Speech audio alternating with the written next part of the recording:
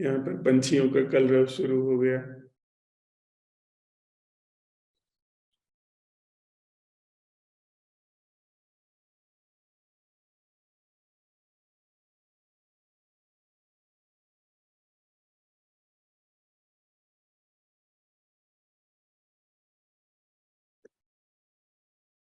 धीरे धीरे भोर हो रही है और मेरे सामने जो पहाड़ है उस पे बर्फ की एक हल्की सी चादर ढकी हुई है। धीरे धीरे दूध हल्का छट रहा है।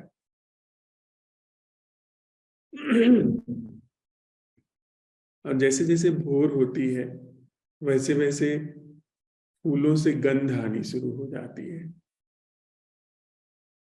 भोर होने के साथ ही फूल खिलने लग रहे हैं और उनकी खुशबू फैल रही है।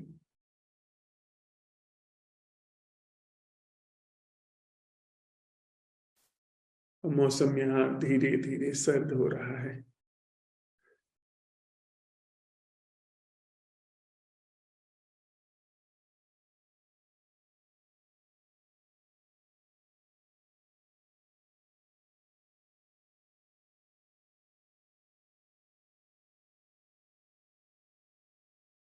ध्यानशाला का आज पहला दिन है और ये पहली बैठक है। इस छोटी सी पर जीवन के लिए अति महत्वपूर्ण यात्रा में हम सब मित्रों का स्वागत है। स्वागत इस भांति कि अस्तित्व ने हम लोगों को विराट अवसर दिया है कि हम लोग साथ में चलते हुए कुछ ऐसा अनूठा सीख सके जो हमारे पूरे जीवन को ही रूपांतरित करके रख दे। जैसा जीवन अभी है उसकी संरचना में कोई आमूल बदलाव आए। लोगों ने बहुत कुछ सीखा है, भाषा सीखी है, शिष्टाचार सीखा है, नीति सीखी है, तथाकथित धर्म सीखा है, कैसे उठना, कैसे बैठना, कैसे चलना फिरना, यह सब सीखा है। पर इन सारे सीखे समझे होने के बाद भी हमारे जीवन में कहीं न कहीं एक दुख की रेखा काम करती है। हम जो चाहते हैं वह मिल जाता है तब भी वह दुख बना रहता है, जो हम चाहते हैं वह नहीं मिलता है तो भी दुख बना रहता है। तो कहीं न कहीं दुख का बाहर के इस परिवर्तन से कोई भी मतलब नहीं है। दुख का कारण कहीं भीतर है, वहां से हमारा दुख निकलता ही रहता है और बस थोड़ी देर के लिए हम उस दुख को ऊपर के किसी कारण पर डाल देते हैं। किसी ने अपमानित किया तो हमने जो दुख हुआ उसका कारण उस पर डाल दिया कि उसने अपमानित किया, कि उसने क्रोध दिला दिया, अन्यथा मुझे क्रोध नहीं था। जबकि सच ऐसा नहीं है। धर्म की दृष्टि, सच्चे धर्म की दृष्टि यह कहती है कि अगर भीतर क्रोध न हो तो क्रोध नहीं निकाला जा सकता है किसी भी व्यक्ति के द्वारा। भीतर दीनता न हो तो कभी भी कोई अपमानित कर ही नहीं सकता। आप कैसे अपमानित कर दोगे मुझे यदि मेरे अंदर दीनता न हो, मेरे अंदर ना कुछ होने का भाव न हो। उस ना कुछ होने के भाव को मैंने ऊपर की चीजों से ढक करके न रखा हो कि मैं फला हूं, ढिका हूं। मान के बैठा हूं मैं फला ढिका हूं तो आप अपमानित कर दोगे, क्योंकि मानना सच नहीं है। सच्चाई अंदर दीनता है। कैसे मुझे भय हो सकता है धन के छिन जाने का यदि मेरे अंदर दरिद्रता न हो। भय तभी जगह लेता है जब कुछ ऐसा हमने मान करके अपने पास जुटा लिया हो जो कि हमारा है ही नहीं, जो कि जीवन की निज संपत्ति नहीं है।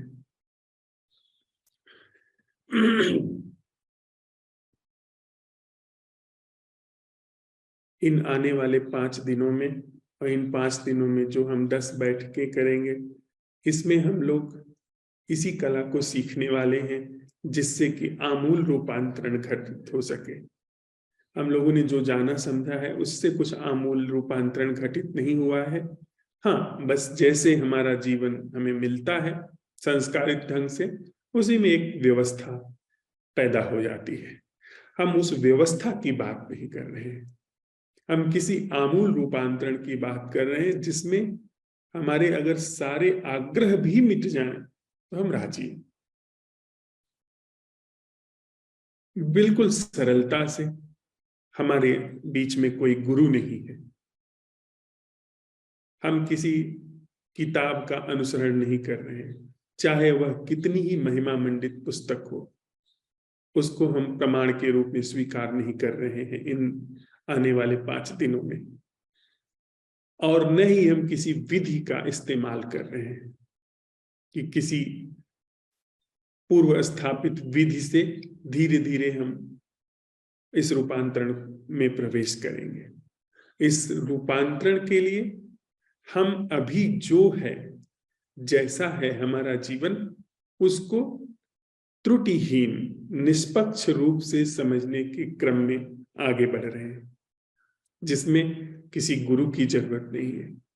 मेरी आंख के सामने जो दिखाई पड़ रहा है, उसे बिना त्रुटि के देखने के लिए किसी गुरु की जरूरत नहीं है। जो जैसा है उसको वैसा देखने के लिए किसी गुरु की जरूरत नहीं है, किसी शास्त्र के प्रमाण की जरूरत नहीं है और किसी विधि विधान की जरूरत नहीं है।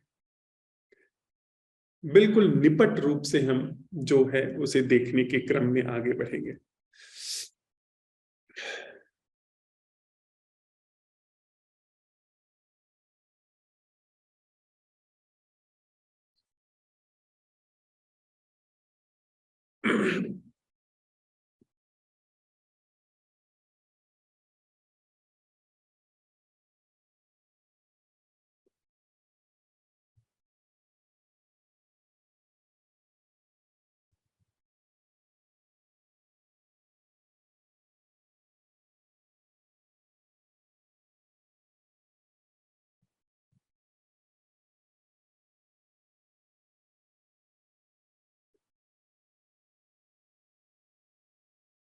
जब हम खुद को देखने के लिए आगे बढ़ते हैं, जैसे हम हैं, जो हैं, वैसे का वैसा खुद को समझने के लिए जब हम आगे बढ़ते हैं, तो क्या हम किसी चश्मे से देख सकते हैं?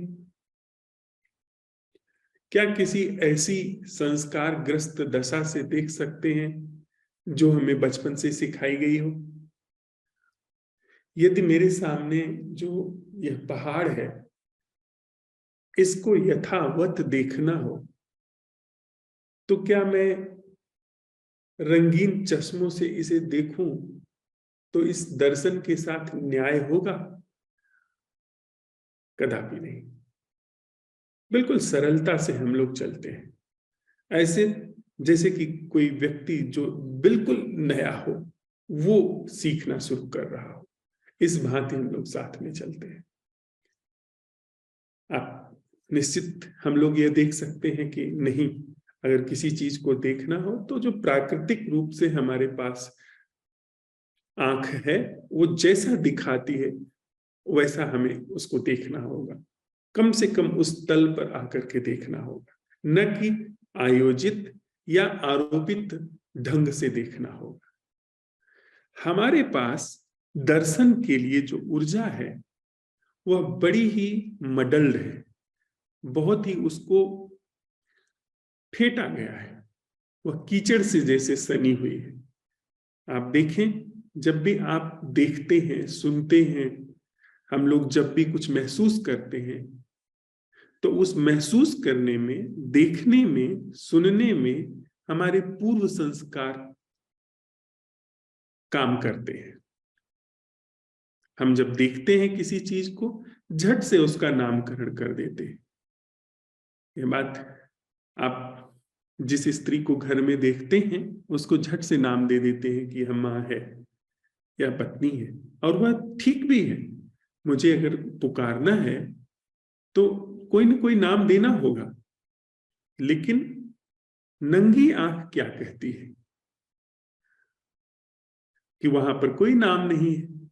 पर हम धीरे धीरे इस नामकरण के इतने आदी हो जाते हैं कि फिर बिना नाम के हम देख ही नहीं पाते। तो बिना नाम के अगर हम देखने में असक्षम है तो यह हमारी वह ऊर्जा है जो कि कीचड़ से भरी हुई, जो कि साफ नहीं है। तो उस ऊर्जा से देखना होगा, तो कभी भी हम साफ साफ नहीं देख पाएंगे। हम जब किसी को सुनते हैं, या जो घोर कलरव है, मुझे आपको कहना है तो मैं कहूं कलरव है, लेकिन बिना कलरव नाम दिए यदि मैं सुनने में असक्षम हूं, यदि सुनाई पड़ना, श्रवण नहीं घट पा रहा है, तो इसका मतलब साफ है कि मेरे अंदर वह जो सुनने की ऊर्जा है, वह सुनने की ऊर्जा मटमैली हो चुकी है, वह गंदी हो चुकी है। उस ऊर्जा से हम कभी भी जीवन की वास्तविकता का अवलोकन नहीं कर सकते। उसके लिए हमें ऐसी ऊर्जा को जगह देनी होगी, ऐसी ऊर्जा को का आवाहन करना होगा जो ऊर्जा मटमैली न हो। क्या हम लोग इसमें साथ साथ चल रहे हैं? उम्मीद है कि हम लोग साथ साथ चल रहे हैं।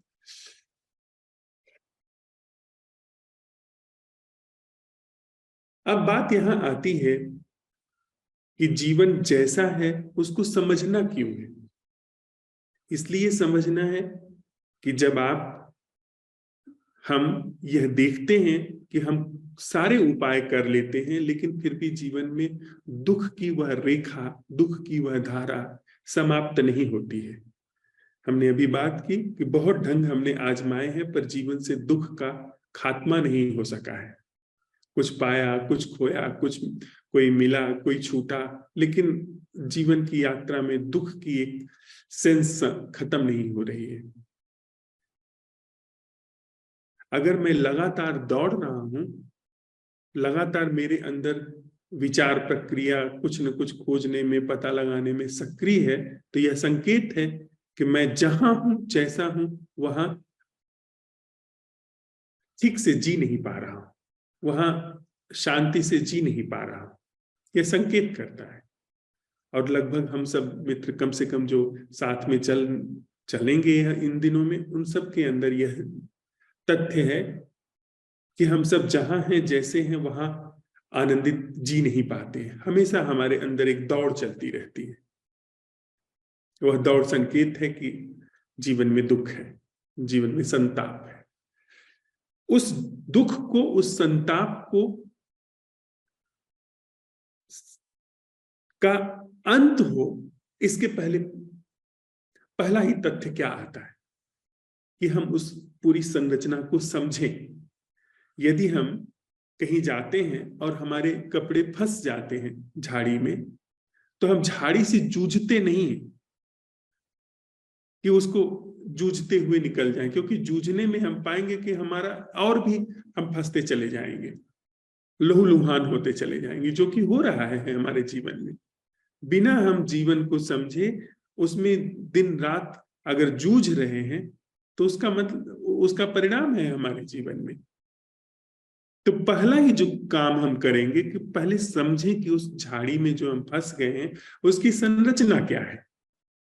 और उस संरचना को समझने के लिए पहला ही काम होगा कि देखना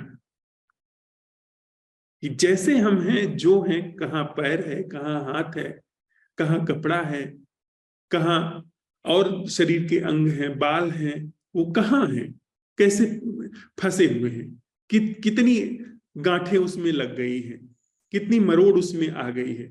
तो उसको समझने के लिए हम निष्पक्ष रूप से देखते हैं। यह नहीं हम कहते हैं कि मेरा पैर यहां नहीं फंसा होना चाहिए, मेरा हाथ यहां नहीं फंसा होना चाहिए, मेरे इस रेशम के कपड़े में चीरा नहीं लगा होना चाहिए। हम ऐसा नहीं कहते हैं। हम पहले जो है, जैसा है, उसको वैसे का वैसा देखते हैं। ठीक वही चीज हम यहां करने वाले हैं। और इसी चीज को बहुत सरलता से हम कहें तो ध्यान कहा गया है। ऐसा ऐसा देखना जो कि निष्पक्ष रूप से हो, जैसी हमारी स्थिति है, जैसे हम हैं, उसको यथावत समझने के लिए अवलोकन। उस अवलोकन शब्द में सब कुछ शामिल है। श्रवण, उसके साथ साथ शामिल है जो ऐन्द्रिक अनुभव है स्पर्श के, उसके साथ साथ शामिल है हमारे मन की कैसी गतिविधि है, हमारी भावनाएं कैसे काम कर रही हैं, बिना छेड़छाड़ किए कि मन को यह सोचना चाहिए, यह नहीं सोचना चाहिए। अगर हम यह कर रहे हैं तो इसका मतलब हमारा जो हाथ पैर फंसा हुआ है उसको हम कह रहे हैं कि नहीं, इसको यहां नहीं फंसा होना चाहिए था। अगर ये यहां फंसने के बजाय यहां फंसा होता तो सुलझाने में आसानी होती। ऐसा हम नहीं करते। जहां पर फंसा हुआ है वहां से हम धीरे धीरे उसको सुलझाते हैं, निकालते हैं। यहां पर वही काम हम कर रहे हैं अंतस जगत में कि जैसे हम हैं उसको यह बिना कहे कि ऐसा नहीं होना चाहिए या ऐसा होना चाहिए, यानी बिना निंदा के और बिना प्रशंसा के कि यह अच्छा हुआ यहां नहीं फंसा, ऐसी कोई प्रशंसा हम नहीं कर रहे हैं अपनी। बिना निंदा के, बिना इस प्रशंसा के हम जो हैं, जैसे हैं, जहां हैं, उसको हमें सिर्फ देखना है। देखने में जो सबसे महत्वपूर्ण बात है, बाहर तो आप देख सकते हैं कि आपके हाथ पैर कैसे चल रहे हैं, भीतर का देखने का मतलब है होश, जागरण। भीतर कैसे देखिएगा? हमारी आंख बाहर देखती है और भीतर कैसे देखेगी वो? इसलिए भीतर देखने का मतलब है होश में आना। मेरे अंदर जो सोच विचार चल रहे हैं उसको ये आंखें थोड़ी देख सकती हैं। उसको देखने के लिए, और वो सोच विचार मेरी संरचना है, मेरे जीवन की संरचना है। मैं कैसे चोट खाता हूं, मैं कैसे व्यवहार करता हूं, मैं कैसे भविष्य की चिंताओं को लेकर के चलता हूं, मेरे संबंध में कैसे चीजें घट रही हैं, कैसे मैं घृणा कर रहा हूं, कैसे मैं वैर पाल रहा हूं, कैसे मैं क्रोधित हो रहा हूं, ये सारे ढंग हैं। तो भीतर उन सारे ढंगों को देखने के लिए, समझने के लिए होश, जागरण, बिना निंदा के, बिना स्तुति के, बस होश कि भीतर जो चल रहा है उसके प्रति होशपूर्ण हो जाए, बिना गलत सही ठहराए।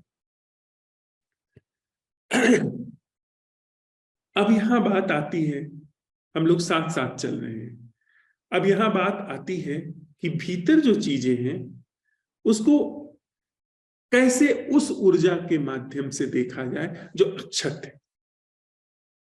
अक्षत शब्द को समझ लें। छत जो चोटिल है, जिस पर घाव है, जिस पर जो कुंवारी नहीं, जो घर्षण में है, हमारी इस रोजमर्रा की ऊर्जा से हम नहीं देख सकते हैं। जो हमारी दैनंदिन ऊर्जा है, आप कैसे देख पाएंगे इतना निष्पक्ष, निष्कलुष, त्रुटिहीन अवलोकन उस ऊर्जा से जिस ऊर्जा से आप क्रोधित हुए हैं, जिस ऊर्जा से आपने महत्वाकांक्षा की है, जिस ऊर्जा से आपने वैर साधा है, जिस ऊर्जा से हमने आपने घृणा की है, उस ऊर्जा से कभी भी अवलोकन नहीं हो सकता है। थोड़ी दूर अवलोकन चलेगा और उस ऊर्जा की पकड़ उस पर होती चली जाएगी। उस ऊर्जा से कभी भी अवलोकन नहीं हो सकता। थोड़ा होगा और वो पुराने वेव्स हैं, वो उसको दूषित कर देंगे। दूषित ऊर्जा से अवलोकन नहीं हो सकता है। इसीलिए अक्सर हमारा जो ध्यान है वो बहुत दूर तक नहीं जा पाता। तो अब यहां पर प्रश्न आता है कि सबसे अधिक और बुनियादी रूप से ऊर्जा कहां दूषित होती है? एकदम गहरे तल पे और प्राथमिक तल पर ऊर्जा कहां दूषित होती है? अगर उस स्रोत को हम पकड़ लेते हैं तो इसके बाद हमें जो भी जीवन है उसको देखने में आसानी हो जाती है।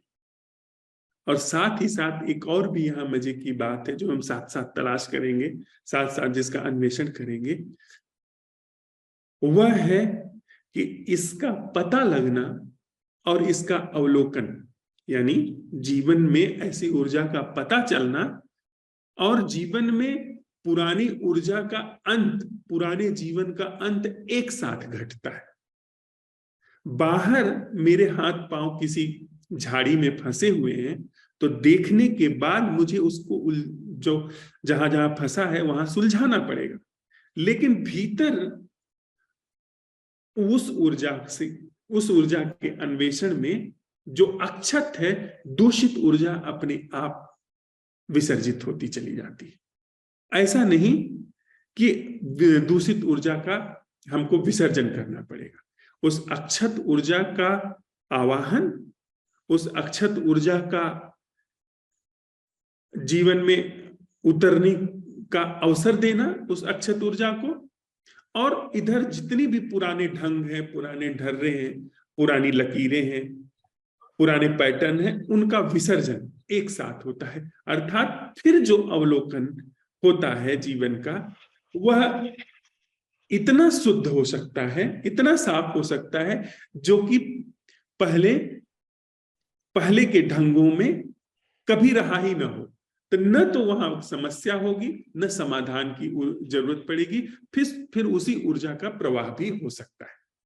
तो ऐसी ऊर्जा का अन्वेषण जो कि दूषित नहीं है, उससे हमारा ध्यान भी, और उसे वही ध्यान समाधान भी है।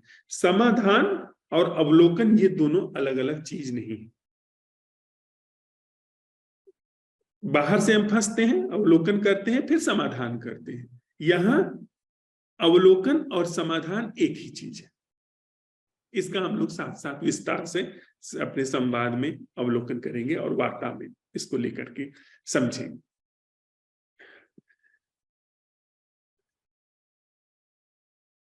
एक छोटी सी कहानी है, उसके माध्यम से स्पष्ट रूप से हम समझ सकेंगे कि हमारी ऊर्जा सबसे अधिक कहां पर खपती है और प्रारंभिक रूप से पहले तल पे कहां पर जाकर के दूषित होना शुरू हो जाती है। एक फकीर हुई राबिया, वह अपने झोपड़े में बैठी हुई है। रात पूर्णिमा की है और चांद निकला हुआ है, चारों तरफ चांदनी फैली हुई है। उसकी कुटिया के बाहर एक दूसरा फकीर आके ठहरा हुआ है, हसन। वह विभोर हो जाता है चांद को देख करके। चांदनी फैली हुई है, चारों तरफ नीरवता है, शांति है। वह चंद्रमा को देखकर एकदम विभोर हो जाता है। अब जब आप विभोर हो जाते हैं तो चाहते हैं कि और लोग भी इस आनंद में शामिल हों, अगर दिमाग खराब नहीं है तो। जब भी सच्ची खुशी होती है आप साझा करना चाहते हैं। वह बड़े ही उल्लास में पुकारा राबिया को कि राबिया, तुम अंदर बैठ करके क्या कर रही हो? बाहर देखो कैसी अद्भुत छटा बिखरी हुई है। राबिया ने भीतर से कहा कि जिसे तुम बाहर से देख रहे हो उसे मैं भीतर से देख रही हूं। वह जिस चांद को तुम बाहर से देख रहे हो उस चांद को मैं भीतर से देख रही हूं।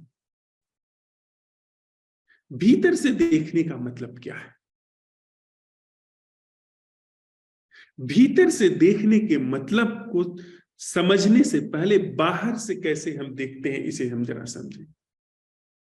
जब भी हम किसी भी चीज को देखते हैं तो किस निगाह से देखते हैं? जब भी हम बाहर, इस जिसे हम बाहर होना कहते हैं, जिसे हम भीतर होना कहते हैं, पहले इसे समझ लें, फिर राबिया किसे भीतर कह रही है उसे समझना आसान हो जाएगा। हम बाहर भी और भीतर भी।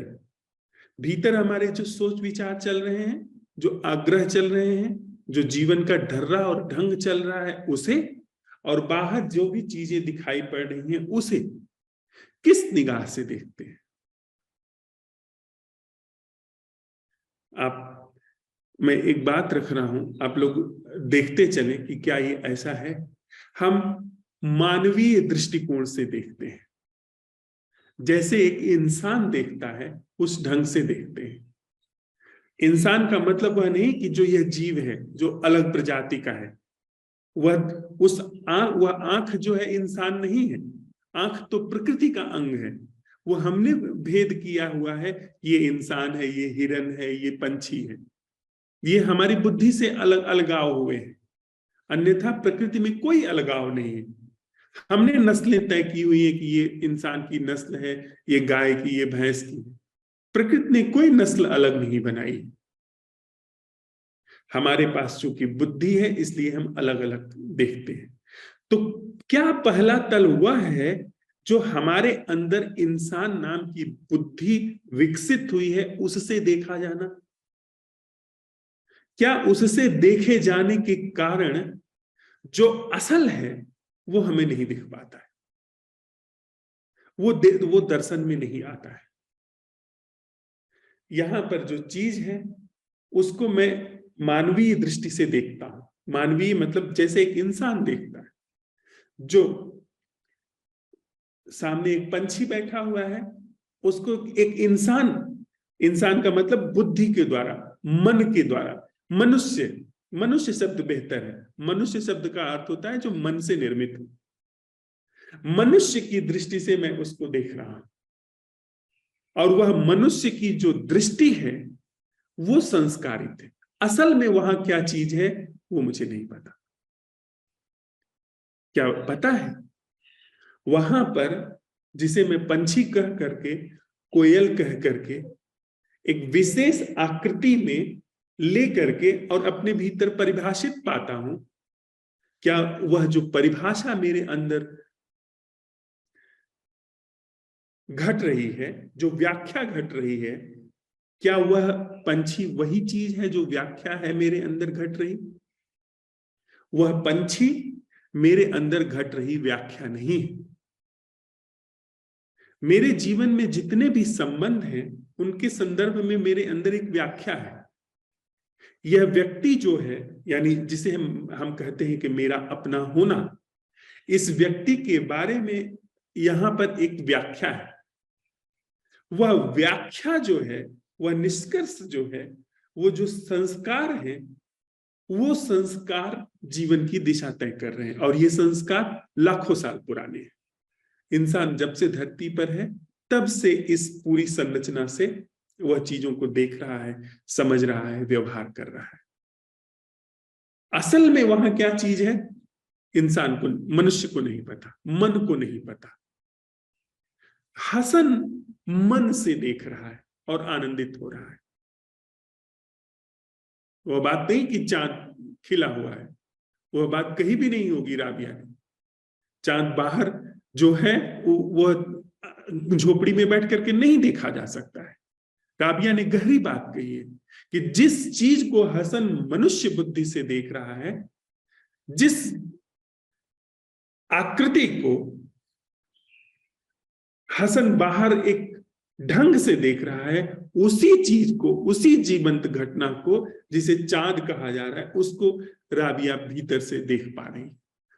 कहने की बात है कि राबिया देख पा रही, वो दर्शन राबिया के अंदर घटित हो रहा है, जिसका सीधा संबंध है चांद से।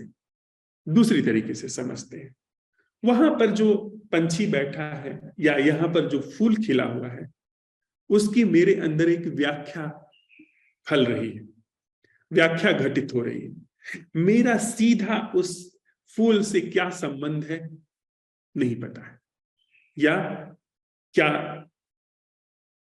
सीधा संबंध मुझे घटित हो रहा है, अर्थात उस फूल के अंदर जो खिलावट हो रही है, उस फूल के अंदर जो एक सौंदर्य विकसित हो रहा है, एक जीवंतता घटित हो रही है, क्या वह जीवंतता, उसकी लहर मुझ तक सीधे आ रही है, या उसकी व्याख्या मेरे अंदर एक लहर पैदा कर रही है कि वह सुंदर है। हसन के अंदर उस जिसे वह चांदनी रात कह रहा है, उसकी एक व्याख्या फल रही है जिससे वह बड़ा खुश है। राबिया के अंदर उस चांद से सीधे जो जीवन की डोर जुड़ी हुई है, सीधे डोर जो जुड़ी हुई है, उससे वह आनंदित है, उससे वह उसके अंदर वह जीवन बह रहा है। जैसे मेरे अंदर, मेरे उंगली में कहीं चोट लग जाए तो मेरी बुद्धि को सीधे पता चलेगा, मुझे दर्द का सीधे एहसास होगा। या मेरे पैर में ठंड लग रही है और आंच के करीब आता है मेरा पैर, तो मेरे पैर को जो वो गुनगुना एहसास होता है उसे सीधा पता चलता है। उस गर्मी का, उस खुशनुमा एहसास का, या जो प्रतिकूल एहसास है, खराब एहसास का, सीधे पता चल रहा है। लेकिन आपको मेरे अंदर आप मुझे देखते हैं कि मेरा पैर जो है वो बिल्कुल ठंडा पड़ा हुआ है या चोट लगी हुई है और उसमें खून बह रहा है, दर्द हो रहा है, और आप दूर से देख करके उसके प्रति एक संवेदना प्रकट करते हैं, पर आपको सीधे नहीं पता है कि मेरे अंदर क्या हो रहा है। आपके अंदर, मेरे अंदर जो, मेरे शरीर में जो घाव है उसकी एक व्याख्या फलित हो रही। और अगर आप मेरे भाई हैं, बहन हैं, माता पिता हैं, तो आपके अंदर हो सकता है कि बहुत ज्यादा पीड़ा हो, पर वही मैं अगर रास्ते का आदमी हूं तो आप एक नजर डालेंगे, कराहेंगे और आगे बढ़ जाएंगे। और कहीं मैं आपका शत्रु हूं तो आप खुश भी हो सकते हैं। तो आपके अंदर, आपकी बुद्धि में उसकी एक व्याख्या फलित हो रही है। मनुष्य दृष्टि से आप उस घाव को देख रहे हैं, पर मेरे अंदर जो मेरे पैर में घाव हुआ है उसकी सीधे अनुभूति हो रही है। राबिया के अंदर जिसको हसन बाहर से देख रहा है, यानी जिसकी व्याख्या उसके अंदर फलित हो रही है, हसन के अंदर, राबिया के अंदर उसका सीधी प्रतिभिज्ञा हो रही है। राबिया के अंदर का जीवन और उस चंद्रमा के अंदर का जीवन सीधे जुड़ा हुआ है, उसका सीधा संबंध है। तो क्या हमारी ऊर्जा का जो सबसे बड़ा अपव्यय है वह मनुष्य की इस दृष्टि के कारण हो रहा है? मनुष्य दृष्टि के कारण, जो कि संस्कारित है। जैसे हम लोग संस्कारित है ना, देखते ही हमारे अंदर एक आकृति निर्मित हो जाती है कि यह जानवर है, यह इंसान है, यह अच्छा है, यह बुरा है, यह मेरे काम आएगा, यह नहीं आएगा, यह हिंदू है, यह मुसलमान है, यह भारतीय है, यह पाकिस्तानी है, यह फला जाति का है, यह ढिका जाति का है। ये सब क्लासिफिकेशन हमारे अंदर घटित होते हैं। ये सब मनुष्य बुद्धि की छवियां हैं। मनुष्य बुद्धि की छवियों से हम किसी भी चीज का अवलोकन करते हैं, हम देखते हैं। माइक ऑफ कर लीजिए प्लीज। हम इन्हीं सारी चीजों से मनुष्य बुद्धि से समझते हैं। एक और भी मुझे कहानी याद आती है। एक ज़ेन साधु, बौद्ध साधु तीर्थ यात्रा पर निकला। इस छोटी सी कहानी के माध्यम से समझ में आएगा हमें कि कैसे हमारी ऊर्जा का अपव्यय होता है, कैसे हम चीजों को भ्रमित ढंग से देख पाते। बौद्ध सन्यासी था, उसकी बड़ी इच्छा थी कि वह जाकर के भगवान बुद्ध के उन पथ पर विचरण करे जहां पर वह चले थे। तो वह पुरानी बात है, बड़ी यात्रा करके वह आया जहां भगवान बुद्ध चले थे, जहां उन्होंने अपनी शिक्षाएं दी थी, जहां पैदा हुए थे, वहां पर वह आया। रास्ते में एक नदी पड़ी। उसने नाव वाले नाविक को कहा कि आप मुझे पार करा दीजिए। और उस पार जहां बुद्ध ने शिक्षाएं दी थी वो जगह उस पार थी नदी के। हो सकता है कि काशी रहा हो। वो आया, नाव पे बैठा और बैठ करके धीरे धीरे नाविक उस पार ले जाने लगा। रास्ते में जब नदी की धारा में उसने देखा कि कोई एक चीज उसकी तरफ बही चली आ रही है, तो वो थोड़ा सा उत्सुकता से देखने लगा कि यह क्या है जो पास आता चला जा रहा है। जब पास आया तो उसने देखा कि वह एक शव है, लाश है। उसको थोड़ी और उत्सुकता हुई कि यह लाश अपने आप बहती चली आ रही है मेरे पास, नाव के पास। फिर उसने उस लाश को जब पलटा तो देखा कि वह तो उसी की लाश है, उसी का शव है। उसका यह देखना, यह उसका शव है, उसके अंदर एक क्रांति को जन्म दे गया। कई सारी चीजें वहां पर घटी। एक, नदी का प्रवाह। दूसरा, मृत हो जाना, स्थिर हो जाना, निष्क्रिय हो जाना, और नदी का प्रवाह। एक तरफ नदी का प्रवाह बह रहा है और दूसरी तरफ वह मृत हो चुका है, अपने तई वह मृत हो चुका है। इस पूरी संरचना ने, हो सकता है उसने धोखा खाया हो सकता है उसके अंदर एक भ्रम पैदा हुआ हो कि यह मेरी लाश है। तत्क्षण उसके अंदर क्रांति हो गई। यह प्रमुख जैन कथाओं में से एक है। वह व्यक्ति उस पार जाने के बजाय लौट गया। उसने कहा नाव घुमा लो, क्रांति हो गई। बुद्ध का जो पथ है वह भौतिक अर्थों में थोड़ी है कि आप सारनाथ चले जाइए, बोध गया चले जाइए, या कुशीनगर चले जाइए, लुम्बिनी चले जाइए तो आप बौद्ध पथ के अनुगामी हो गए, बुद्ध के पथ के अनुगामी हो गए। नहीं, बुद्ध का पथ, बुद्ध का मार्ग, जो जागरण का मार्ग है, वह जीवंत प्रवाह की तरह है जैसे नदी। और उस जीवंत प्रवाह में वह व्यक्ति प्रवेश कर सकता है जो शववत हो गया, जो मर गया, जिसकी मनुष्य बुद्धि जो है, जिसकी मनुष्य की बुद्धि के रूप में जो जीवन है, वह जीवन मृत हो गया, विसर्जित हो गया। मैं का जो जीवन है वह विसर्जित हो गया। लास्ट में तो आप कहीं छांट नहीं सकते ना कि कहीं जीवन बचा हुआ है। पूरी तरीके से मैं का जीवन जहां पर मृत हो गया हो, वहां पर वह जीवंत धारा पाई जाती है, जिसे जागरण की धारा कहते हैं, बौद्ध की, भगवान बुद्ध की धारा कहते हैं, वह पथ। तो यह जो हमारी ऊर्जा का सबसे बड़ा अपव्यय है, वह मनुष्य की बुद्धि के रूप में है। अगर हम इस बुद्धि से अवलोकन करते हैं जीवन का, तो जो निष्कर्ष आएगा वह इसी क्षेत्र का निष्कर्ष आएगा। हमारी ऊर्जा का सबसे ज्यादा जहां अपव्यय हो रहा है, वह यह बुद्धि में हो रहा है, यह आकृतियों के जगत में हो रहा है, यह मनुष्य की जो छवियों में चल रही चेतना है उसमें हो रहा है।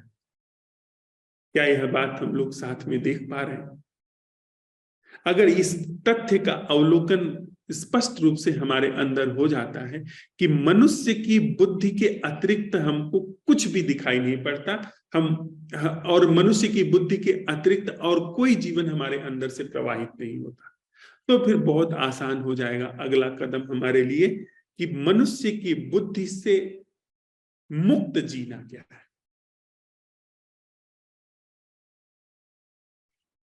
मनुष्य की बुद्धि से मुक्त होकर के जीना क्या है।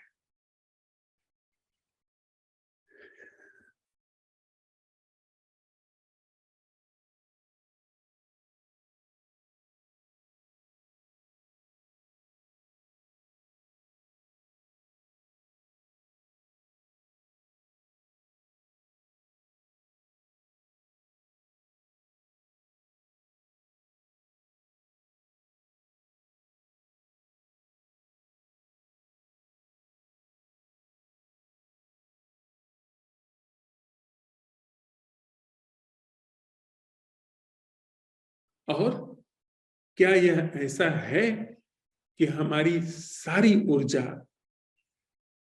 हमारी नहीं, जीवन के रूप में हमारे अंदर बह रही सारी ऊर्जा वह मनुष्य बुद्धि में प्रवाहित है, मनुष्य बुद्धि के ढंग में प्रवाहित है।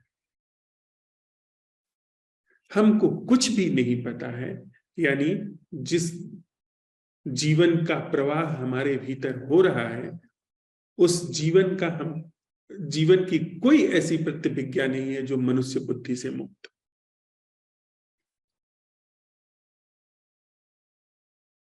हम जब देखते हैं तो ऐसे ही देखते हैं जैसे मनुष्य बुद्धि देखती है, यानी जो दर्शन घट रहा है वह मनुष्य की बुद्धि के रूप में घट रहा है। सुनते हैं, जो श्रवण घट रहा है वह मनुष्य की बुद्धि के रूप में घट रहा है। हमारे संबंध जो है वह मनुष्य की बुद्धि के रूप में घट रहे हैं। हम दूसरे की छवि बनाते हैं, अपनी छवि बनाते हैं, यह मनुष्य की बुद्धि के संबंध है। हमारा जो निज जीवन बह रहा है वह मनुष्य की बुद्धि के रूप में बह रहा है। मनुष्य की बुद्धि आगे की योजना बनाती है, पीछे से वह अनुभव लेती है और इस तरह से जीवन को आगे सरकाती है। तो जिसे हम जीवन कह रहे हैं वो मनुष्य की बुद्धि के रूप में बह रहा है और मनुष्य की आकृति के रूप में बह रहा है। हम ऐसे व्यवहार करते हैं, देखते हैं, चलते हैं, फिरते हैं जैसे मनुष्य चलता है। तो हम सवाल उठा रहे हैं, हम खारिज नहीं कर रहे हैं कि यही एकमात्र जीवन नहीं है, और नहीं हम स्वीकार कर रहे हैं कि असल जीवन इसके पार है। हम अभी यही पता लगा रहे हैं कि क्या ऐसा है या नहीं, कि हमारी सारी जो योजना है वो लाखों साल में विकसित इस मनुष्य बुद्धि के आधार पर ही चल रही है। और इस मनुष्य बुद्धि का भी सत्यापन कर रहे हैं कि यह मनुष्य बुद्धि अवास्तविक है। अवास्तविक का मतलब यांत्रिक है, बनावटी है, इसको लाखों साल में इस तरीके से ढाला गया है, इस तरीके से बनाया गया है और इसी चश्मे से जीवन देखा जा रहा है। इसी मनुष्य बुद्धि के चश्मे से, इसी मनुष्य बुद्धि के कान से हमारा जीवन देखा सुना जा रहा है। हमारा जीवन का मतलब जो ऑर्गेनिक जीवन है, जो असल जीवन है, वह मनुष्य की बुद्धि की चलनी से चल करके हमारे पास आ रहा है, छन्नी से छन करके घट रहा है। हमारे रूप में जो भी कुछ घट रहा है वो मनुष्य बुद्धि के रूप में घट रहा है। वह बुद्धि जो लाखों साल से चली है। हमारे अंदर जो क्रोध है वह हमारा अभी का कमाया हुआ नहीं है। वह जो हमारे अंदर वैर चलता है वह हमारा अभी का कमाया हुआ नहीं है। वह जो घृणा चलती है वह घृणा आज के 1000, 2000, 4000, 5000 साल पहले वह जो व्यक्ति अपने पड़ोसी से घृणा करता था उसी के मोमेंटम में आई है। हमारे जो पैटर्न्स काम कर रहे हैं पूरी मनुष्य चेतना में, वह एक साथ काम कर रहे हैं। क्या आप अलग तरीके से घृणा करते हैं? क्या आप अलग तरीके से प्रेम करते हैं? क्या हमारे अंदर अलग तरीके का कोई प्रेम काम करता है? आपके मैं अनुकूल हूं, आप मेरे लिए न्यौछावर होते चले जाएंगे, और जरा सा आपके मानदंड के मैं प्रतिकूल हुआ, आप सबसे ज्यादा घृणा मुझसे करेंगे। क्या यही पैटर्न दुनिया के हर इंसान में नहीं काम कर रहा है प्रेम का, क्षणे रुष्टा क्षणे तुष्टा का? क्या इसी ढंग से हम लोग महत्वाकांक्षा नहीं करते हैं? अर्थात यह मनुष्य बुद्धि का जो चश्मा है, जो ढंग है, जो पैटर्न है, जो ढर्रा है, इसी से जीवन बह रहा है। तो क्या ऊर्जा का सबसे बड़ा जो अपव्यय है वह इसी मनुष्य चेतना, मनुष्य बुद्धि के रूप में, मनुष्य के चश्मे के रूप में नहीं हो रहा है? हम लोग साथ में इस चीज को एक्सप्लोर कर रहे हैं। जीवन और संबंध, इन दोनों का इसी में अपव्यय नहीं हो रहा है। सिर्फ इसको देखें, अभी इसको हम जज न करें, इस पर निर्णय नहीं पास करें कि ये होना चाहिए, ये नहीं होना चाहिए। सिर्फ देखें कि क्या ये ऐसा है। अगर यह ऐसा है तो चीजें आसान हो जाती। क्या आपको सच में पता है उस चीज के बारे में जिसे फूल कहते हैं? क्या कोई सीधा संबंध रस के रूप में, सीधे जुड़ाव जो मनुष्य, जो बुद्धि की व्याख्या से नहीं आता, वह उस व्यक्ति के साथ है जिसे आप प्रेमी कहते हैं या प्रेमिका कहते हैं?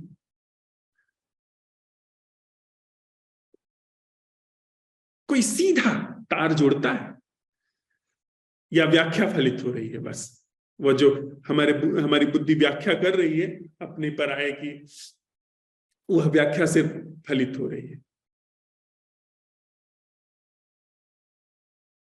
एक छोटी सी कविता, फिर इसके बाद मैं चाहूंगा कि आप लोग अपना दर्शन इस पर स्पष्ट रखें कि कहीं मैं गलत तो नहीं हूं। और यह कविता हमारे अन्वेषण को थोड़ा सा धार देती है। कविता पुरानी है। कहने का आशय है, क्या कभी इस पूरे ढंग को, इस चश्मे को कभी एक मुस्त रूप से, न कि थोड़ा थोड़ा, कि थोड़ा सही है थोड़ा गलत है, हिंदू सही है मुसलमान गलत है, हिंदुस्तानी सही है पाकिस्तानी गलत है, ऐसे नहीं। उसी बुद्धि से पाकिस्तानी भी निर्मित होता है, उसी बुद्धि से भारतीय भी निर्मित होता है, तो उसी से हिंदू निर्मित होता है, उसी से मुस्लिम निर्मित होता है। वह तो इस बुद्धि के ढंग है। और बुद्धि बड़े सशक्त रूप में, बड़े आरामदेह ढंग से, बड़ी कुशलता से, बड़ी खुशी खुशी वैर करवाती है हिंदू का मुसलमान से, मुसलमान का हिंदू से। आप क्या समझते हैं कि अगर मुसलमान नहीं होते तो हम लड़ते नहीं? या मुसलमान क्या ये समझते हैं कि हिंदू ना होते तो लड़ते नहीं? खूब लड़ते। जब मुसलमान नहीं थे तो यहां पर हिंदू और बौद्ध लड़ते थे, जैन लड़ते थे। वो तो मुसलमानों के आने की वजह से वो पूरा जो आपस में लड़ने वाला था, बौद्ध और हिंदू लड़ते थे, वो सब चुप हो गए, वहां चुप्पी छा गई, फिर इनसे लड़ने लगे। लड़ाई हमारे भीतर है, बुद्धि की व्याख्या में लड़ाई होगी ही होगी। आप पुराने जैन शास्त्र पढ़ें, पुराने हिंदू शास्त्र पढ़ें, तो उसमें तो ऐसी बातें लिखी गई हैं कि सामने से अगर पागल हाथी आता हो तो आप पागल हाथी के पैरों तले कुचलवा करके प्राण त्याग देना, लेकिन बगल में हिंदू मंदिर हो तो उसमें प्रवेश मत करना। ये जैन शास्त्रों में लिखा है। और ठीक ऐसे ही हिंदू शास्त्रों में लिखा है कि अगर सामने से कोई सांप हो और वो एकदम डसने आ रहा हो और बगल में जैन मंदिर हो तो उसमें प्रवेश मत करना। इतना वैर, इतनी घृणा, घृणा हमारे भीतर है। जहां पर यह बुद्धि की व्याख्या है, बुद्धि के द्वारा निर्धारित संबंध है, वहां पर घृणा होगी, वहां पर वैर होगा। वह तो समय बीतता है तो आधार बदल जाते हैं, तो कंधे बदल जाते हैं।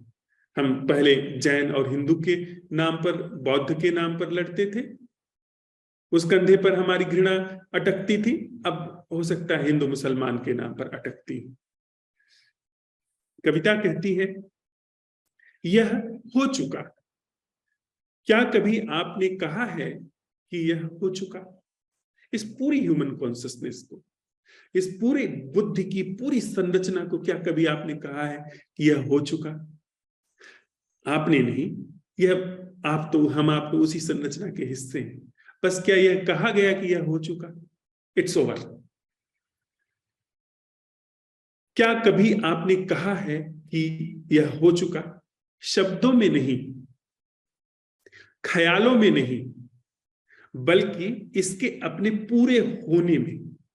क्या कभी आपने कहा कि यह हो चुका?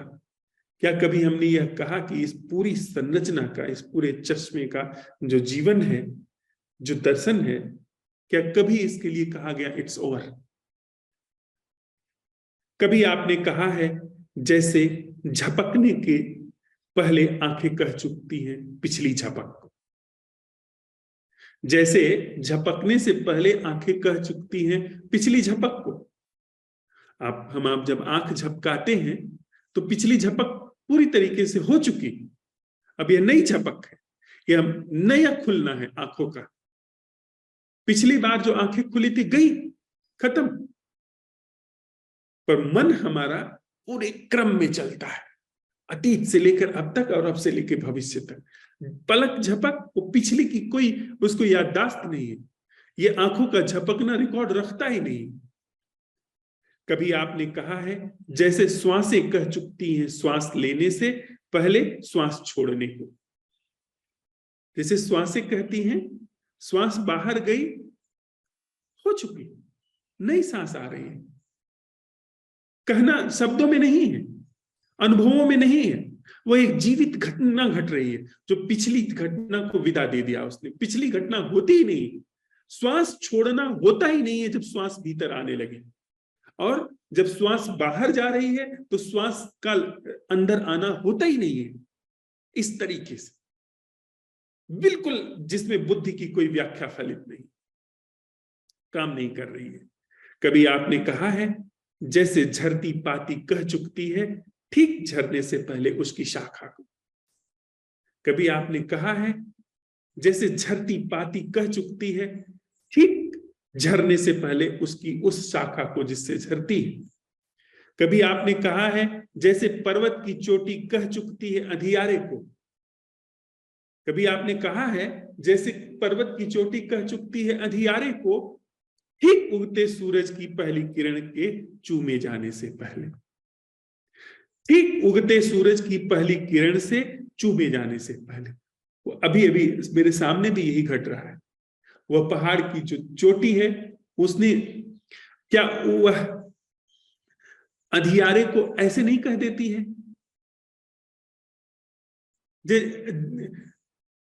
जब जब सूरज की रोशनी आ रही है उस पहली रेखा वहां पर बन रही है सूरज की रोशनी की, और उस रेखा के बनने से पहले रात भर जिसको उसने गलबहियां डाल करके जिसके साथ वह चोटी रही है उसको चुपचाप कह देती है विदा।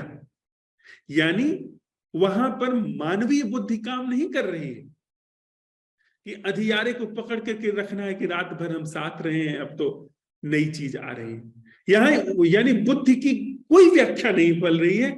वहां पर जीवंत दर जीवन घट रहा है, वहां पर जीवन का प्रवाह हो रहा है, वहां पर चोटी कहने वाली भी नहीं है। इस तरह से जीवन का प्रवाह हो रहा है। कभी आपने कहा है जैसे लौ कहती है मिट्टी के दिए से ठीक बुझने से पहले। कभी आपने कहा है जैसे लौ कहती है मिट्टी के दिए से ठीक बुझने से पहले। ये हो चुका। रात भर मैं तुम्हारे साथ जली थी, हो चुका। कोई रेख तक शेष नहीं है। जब वो बुझ रही है तो कोई बात नहीं कि हम रात भर एक दूसरे के साथ जिए। ओवर, पूरा हो गया। क्या ऐसा कभी कहा गया है? यदि सच में ही आपने खुद के लिए अपने पूरे होने से कहा है कि यह हो चुका, यदि सच में ही आपने खुद के लिए अपने पूरे होने से कहा है कि यह हो चुका, बिना अतीत, वर्तमान और भविष्य के हस्तक्षेप के, बिना यहां और वहां के ख्याल के, तो आप हो चुकते हैं। अगर आपने कहा कि यह हो चुका तो आप हो चुके, आप गए, आप हो चुकते हैं, और वहां वह होता है। आप हो चुकते हैं। अगर आपने ठीक से कहा कि यह हो चुका तो आप भी हो चुके, और आप हो चुकते हैं तो वहां वह होता है। वह जो राबिया को भीतर से बैठ के दिख रहा है। हमें अगर जीवन दुखपूर्ण है, हमारा जीवन अगर यदि दुख में रचा पचा है, तो हम अभी हो नहीं चुके हैं। हमारी यह जो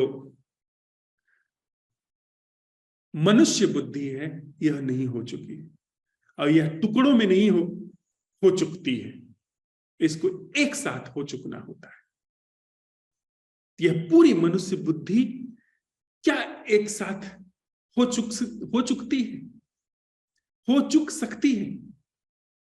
उससे पहले हम लोग थोड़ा यह देखें क्या हमारे जीवन में इस मनुष्य बुद्धि के अतिरिक्त और कोई जीवन काम कर रहा है, यह सारा जीवन मनुष्य बुद्धि से है। जीवन अति विराट है, यह सिर्फ मनुष्य बुद्धि की व्याख्याओं में सीमित नहीं अभी, और यही यह मनुष्य की इस मनुष्य बुद्धि की व्याख्या में सीमित नहीं, यह अत्यंत विराट है।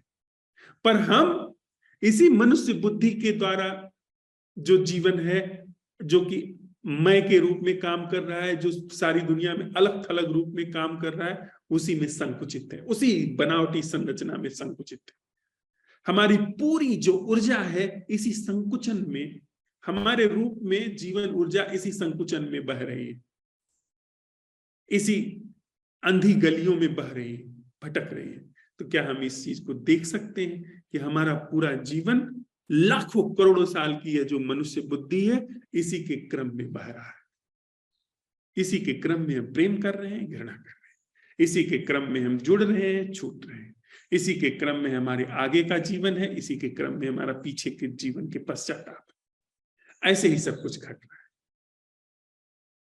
तो इसी पर थोड़ा सा हम लोग दृष्टिपात करें, और अगर कुछ आता है, कोई सवाल आता है, तो इस पर हम अभी संवाद भी कर लेंगे, और पूरे दिन भर इसी पर हमारा अवलोकन रहता है कि क्या हमारे पास जीवन के रूप में मनुष्य बुद्धि के द्वारा व्याख्यायित जीवन के अतिरिक्त कुछ और है या नहीं।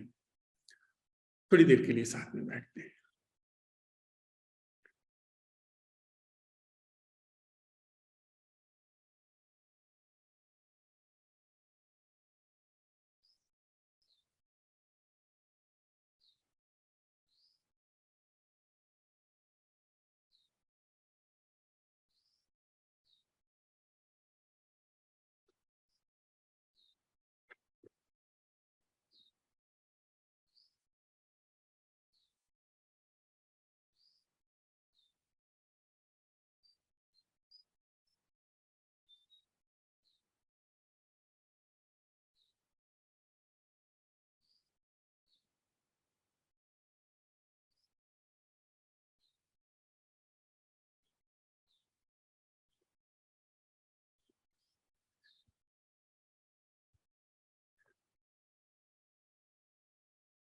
अमित भाई। हाँ सर, नमस्ते। नमस्ते भाई।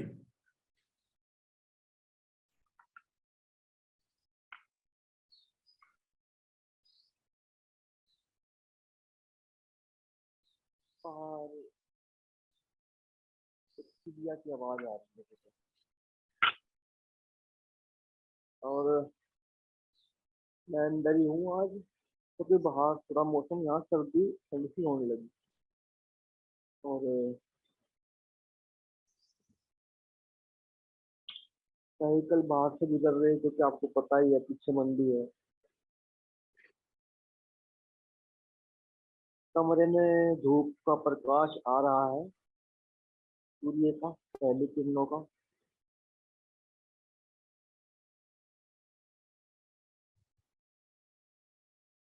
मेरी आंखों में थोड़ी नींद है, क्योंकि मेरा आज थोड़ा शेड्यूल चेंज हुआ है। वैसे मैं रात को 2 बजे जाग जाता हूँ, 4-5 बजे सोता हूँ दोबारा। हाँ।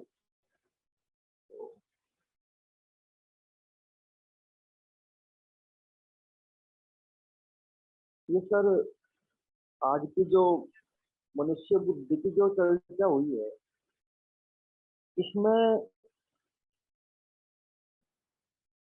मैं कल भी सोच रहा था कि हमारे जीवन में विचार इतने महत्वपूर्ण है कि अब तक की भी मेरी जो जीवन की शिक्षा रही है, भले ही ओशो की रही हो, उसमें भी हमने कुछ ना कुछ वैचारिक रूप से ग्रहण करने की कोशिश करी। इस तरह से, इस तरह जी लेंगे तो ठीक हो जाएगा, या उस तरीके का जीवन अपना लेंगे, या नाच के जीवन अपना लेंगे, या फिर हम अपने आप से प्रेम की तरंगे भेजेंगे, या फिर मतलब बहुत सारे तरीके हम और ब्रह्मा कुमारी शिवानी जैसे वक्ता बताते रहे हैं। धर्म एक तरह से विचारों की ही वो रही है, एक तरह से विचारों की गहनता। तो और धर्म की तरफ को आदमी जाता है सीधे ये कि पता नहीं क्यों जाता है, मुझे खुद नहीं पता।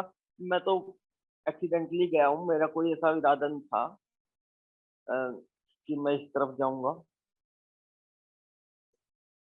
तो मुझे ऐसा लगा कि जब मैं इसमें गया तो मुझे ऐसा लगा कि मेरे अंदर से कंपन खत्म हो जाती किसी तरह से। आज मुझे कंपन पसंद नहीं थे, मतलब मैंने एक दो एक हालांकि सबके अंदर होते हैं, लेकिन मुझे एक आधा आदमी ऐसे सशक्त जीवन में दिखाई दिए नॉर्मल वे में।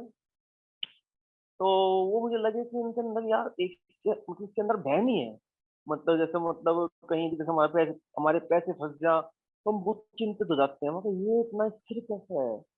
तो मैंने उससे पूछा ध्यान वगैरह। तो ये वो ध्यान की तरफ कोई मनुष्य बुद्धि के द्वारा ही हम मैं गया। और अभी भी ऐसा ही है कि जो सुबह सुबह भी अगर मतलब घर में भी अगर मतलब वाइफ से या कुछ बात हो जा और हम एकदम से नापसंदगी के मूड में आ जा, तो वहाँ हमारी मानवीय बुद्धि काम कर रही है। क्योंकि हमने कुछ स्ट्रोंग समझदारी बना रखी है अपने अंदर कि नहीं ऐसा नहीं होना चाहिए। तो फिर एकदम से हमारी स्ट्रोंग समझदारी उसकी तथाकथित ना समझी, हो सकता है वो भी समझदारी हो या मेरी भी ना समझी हो, ये मुझे पता नहीं, उससे टकराई और एक क्रैश हुआ। हालांकि आज ये मुझे साफ साफ दिख रहा था तो कुछ नहीं हुआ, क्योंकि यहाँ पर प्रोग्राम भी चल रहा था। हालांकि कुछ सुबह सुबह हुआ था ऐसा, लेकिन क्रैश नहीं हुआ, मुझे मेरे अंदर तो हुआ नहीं कम से कम। तो तो मनुष्य बुद्धि ही हमारी ऊर्जा का बहुत अपव्यय करती है सर, ये तो बात पक्की है। क्योंकि इसमें ऐसा है कि ये घर्षण पैदा करती है। ये इसको सब पता है कि क्या ठीक है क्या गलत है, क्या मतलब जो भी चीज ये हर चीज के बारे में अपने एक कंसेप्ट लिए बैठती है। और अगर वे कंसेप्ट जीवन तक खड़े नहीं उतरते तो ये ऊर्जा खाती है, तो कंफ्लिक्ट पैदा करती है। और उस कंफ्लिक्ट में हमारे अंदर ऊर्जा होती है, ऊर्जा होती है। जैसे कि अब जैसे मेरे बाल उड़ गए, अब ये चीज ऐसी है, अब मैं कहने लगूं भाई यार ये तो बहुत गलत है और ये तो बाल बड़े भद्दे हो रहे हैं, ट्रांसप्लांट करवाओ वो करवाओ। तो वहां पे एक मतलब एक मनुष्य बुद्धि काम कर रही, कलेक्टिव कॉन्शियसनेस कि you should look beautiful, more beautiful, और इससे अच्छा लगेगा, कॉन्फिडेंस बढ़ेगा। तो वो चीजें मतलब मुझे लगता है कि सारी की सारी मनुष्य बुद्धि का ही सारा का सारा खेल है। मैं कुछ ठीक कह रहा पा रहा सर या हाँ, कुछ। बिल्कुल ठीक कह रहे हो। अमित, इसका मतलब क्या है कि जब तक हमारे पास ये छत ऊर्जा है, हाँ छत जी। ऊर्जा यानी जो बुद्धि की ऊर्जा है, तब तक हमारे पास ध्यान की वह जो अक्षत ऊर्जा है, ऐसी ऊर्जा जो जीवन को बिना किसी चश्मे के देखती है और जिसका देखना और जीवन दोनों एक ही घटना है, हाँ जी। हाँ जी। उसका उसको अवसर नहीं मिल सकता है। क्या ये हाँ ऐसा जी। है? हाँ जी। तो और हाँ सर। उससे पहले मैं ये जानना चाहता हूं, क्या हमारे पास इस बुद्धि के द्वारा व्याख्यायित जीवन के अलावा जीवन है या नहीं, ये मैं जानना चाहता सर है वो जीवन, इसमें मुझे पहले तो थोड़ा संदेह होता था, लेकिन अब कुछ मुझे भनक आती है। मैं उसके बारे में कुछ कह नहीं सकता, ना कहना चाहता भी, क्योंकि हूं। कुछ बेहतर चीजें है फिर ऐसी भी। होती है। कुछ चीजें ऐसी होती है कि बीज अगर दबा दिया तो उसको ज्यादा खोलना बोलना ठीक नहीं है। तो वो जीवन तो होता है सर। मैं इस बारे में मेरा पहले मैं सोचता, मैं थोड़ा सा वो एक संदेह मिनट, में था। अमित, अगर वह जीवन ऐसे नहीं, कॉन्सेप्ट के रूप में नहीं, अच्छा। अगर ऐसा जीवन प्रवाहित हो रहा है तो फिर वो अक्षत ऊर्जा से हो रहा ध्यान है, कॉन्सेप्ट के रूप में नहीं। वो सच में ही जीवन में अगर बह रहा है तो फिर वह जीवन ध्यान है, अक्षत ऊर्जा का ध्यान है। जहां पे ऊर्जा अक्षत है वहां पर वो ध्यान है। सर वो एक तरह से स्पॉन्टेनियस होगा ना, स्पॉन्टेनियसली होगा ना, तो पता भी नहीं चलने का कैसे कैसे मतलब बिल्कुल एफर्टलेस लाइफ मैं समझ सकता हूँ, उसमें पता नहीं चलने का बोध नहीं होता मैं का बिल्कुल शायद है बिल्कुल ना। बिल्कुल बुद्धि। हाँ, उसके निषेध मार्ग से उसको समझ सकते हैं। यानी यह पूरा जो छत ऊर्जा का जीवन है, ये छत ऊर्जा का जीवन विसर्जित होने लगा। तो ये लक्षण है, इसका मतलब अक्षत ऊर्जा और ध्यान जो है जीवन में जगह ले रहा है।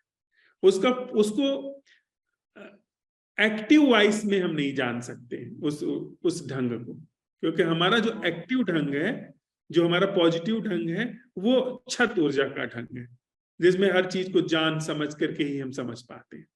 अक्षत ऊर्जा है तो फिर वो हमारी समझ के बाहर है। क्या ये ऐसा है? हाँ, अक्षत ऊर्जा हमारी समझ में नहीं आ सकती, वो मुझे भी ऐसा लगता है। क्योंकि हम हालांकि छत हैं। छत, छत का मतलब चोटिल, चोटिल का मतलब टूटा हुआ कहीं पर जो, और हम टूटे हुए हैं। मैं आपसे अलग हूं। मेरे अंदर जो अनुभूति है, अनुभव और अनुभवकर्ता के रूप में टूटी हुई है, तो वो छत ढंग है। तो जिस भी ध्यान का अनुभव होता है, वो छत ढंग है। अगर मैं कहूं कि मुझे शांति का अनुभव हो रहा है, तो ये छत ऊर्जा है, ये छत का ढंग है। क्योंकि एक अनुभव करता है और दूसरी चीज है शांति, जिसका अनुभव हो रहा है। तो ध्यान छत ऊर्जा में नहीं है। सर जैसे कई दफा ऐसा होता है, शांति आ जाती है अपने आप, और उसमें कुछ कविता वविता अपने आप निकल जा, तो वो अक्षत ऊर्जा में निकल गई या छत ऊर्जा में, कैसे क्या चीज है वो? सारी चीजें जो अभिव्यक्ति में है वो छत में है। अच्छा। जो भी अभिव्यक्ति है वो छत है।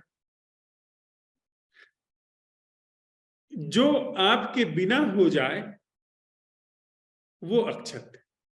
कभी कभार आपके बिना कहे हाथ उठ गए, कविता लिख गई, वो हाँ अक्षत। सर। अच्छा। वो अभिव्यक्ति जो है भले छत में हो, पर वो सृजन जो है अक्षत है। हाँ, उसमें दिमाग नहीं लगाना पड़ता, वो पेंसिल अपने आप चल रही, बस कुछ अपने से चलती चली जाती उसमें भी पता नहीं है कि अगला शब्द क्या लिखा जाएगा, तो वो कुछ वो अक्षत में आ सकते, कहने को है। बस ये अभिव्यक्ति, मैं। अभिव्यक्ति तो कागज कलम में हुई होगी, पर वो प्रवाह जो है अक्षत है।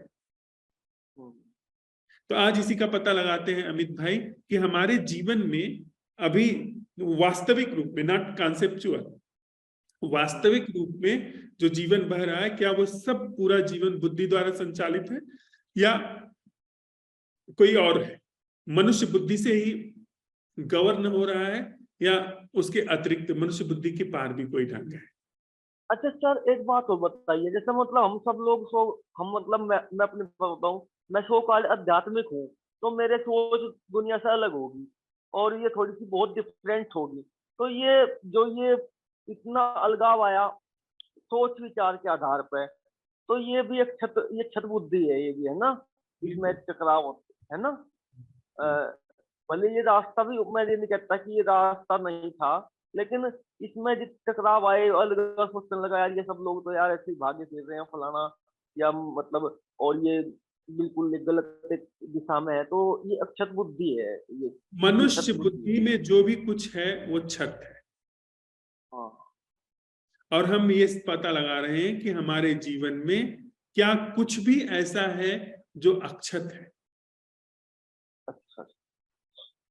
कुछ भी, जीवन का कोई ढंग ऐसा है जो मनुष्य बुद्धि से मुक्त है, हम्म। इसका पता लगा रहे हैं। आज इस पर पता लगाते हैं। हाँ विक्रम जी।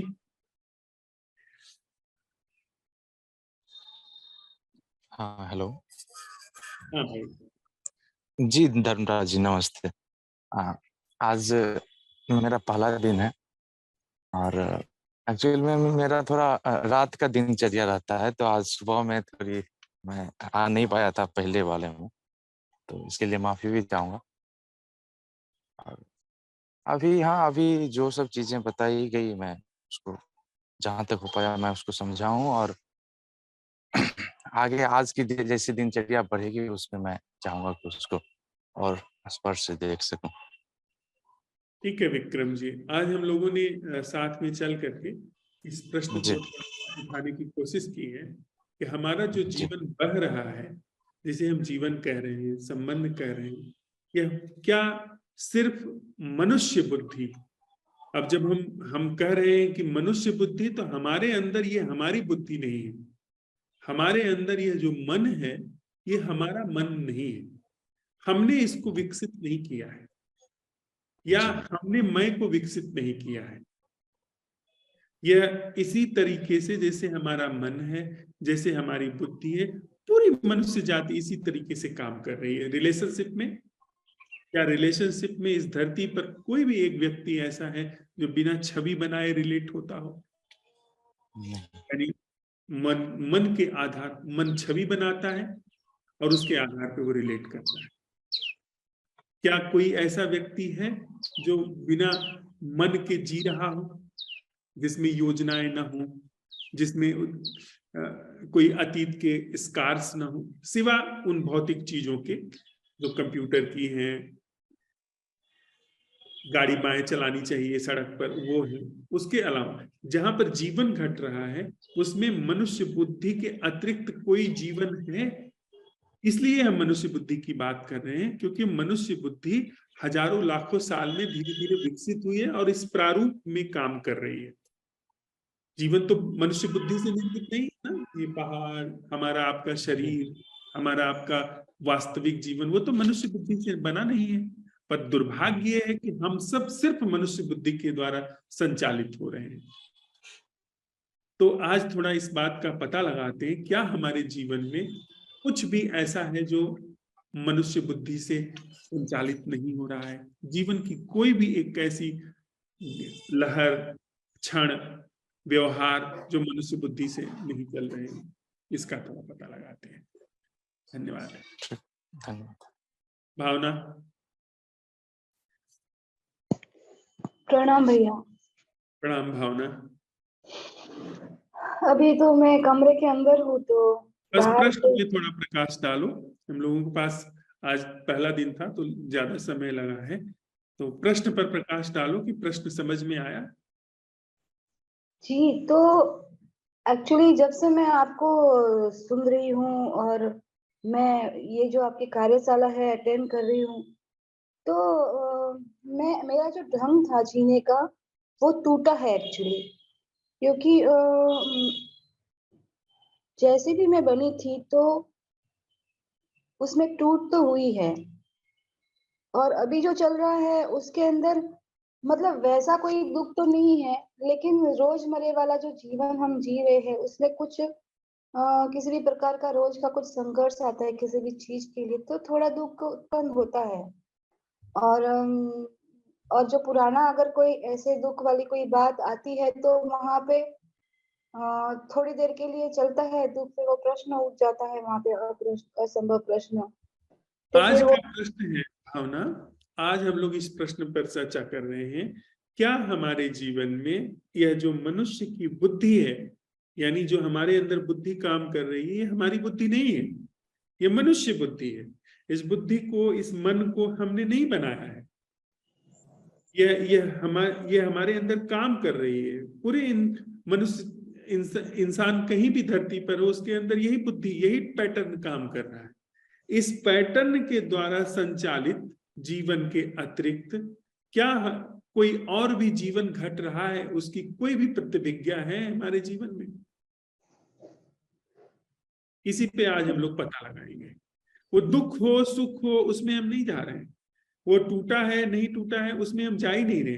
क्या उसके अतिरिक्त भी कोई जीवन है? और ये बुद्धि, कम से कम हम लोग इतना समझ चुके हैं, ये बुद्धि पूरी मनुष्य चेतना की बुद्धि है, ये पैटर्न्स पूरी मनुष्य चेतना के पैटर्न्स हैं, और साथ ही साथ यह हजारों लाखों साल में ऐसे विकसित हुई है। इसके अतिरिक्त कोई भी व्यवहार, कोई भी ढंग, कोई भी संबंध हमारे पास है क्या जो मनुष्य बुद्धि के द्वारा निर्धारित न हो रहा है? मनुष्य बुद्धि के द्वारा तो निर्धारित तो नहीं हो रहा है। वो जो पुराना ढंग है वही चल रहा है, पुराने संस्कार है, वही चल रहा है, वही दिखाई दे रहा है ना, वही सुनाई दे रहा है। आज इस लेकिन पर पता लगाते हैं भावना, जी, अगर पता लगाते हैं और तो पाए कि यही काम कर रहा है, तो कम से कम स्पष्ट होगा तथ्य ना हमारे जीवन में कि हमारे जीवन में मनुष्य बुद्धि ही मात्र एक जीवन के रूप में काम कर रही है। यह चीज ख्याल में फिर नहीं होगी, फिर ये हमारा अपना ये जीवित अन्वेषण होगा। ये अगर अभी हम आज दिन भर इस चीज का पता लगाते हैं, इसका अन्वेषण होने देते हैं कि क्या जो भी कुछ हो रहा है वो सिर्फ मनुष्य बुद्धि से हो रहा है, तो फिर हमारे पास एक जीवित अन्वेषण आएगा। फिर उस जीवित अन्वेषण के साथ फिर हम आगे मूव कर सकते हैं। आज इसका पता लगा दें। ठीक है भैया, थैंक यू। गौरी, धन्यवाद। दिलीप भाई,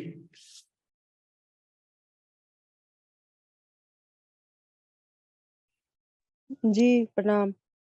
प्रणाम। ठीक है, हम वैसे तो पता है हमको कि बुद्धि हमेशा चल ही रहा है रोज पहले से ही, लेकिन फिर भी आज दिन में देख के हम बताएंगे शाम को। हाँ ठीक है, थैंक यू। ज्योति जी,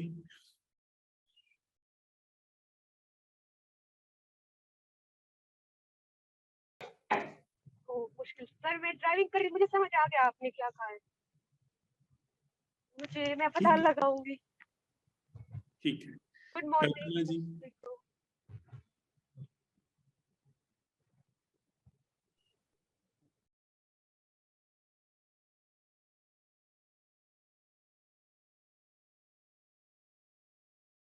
कल्पना जी आप हैं?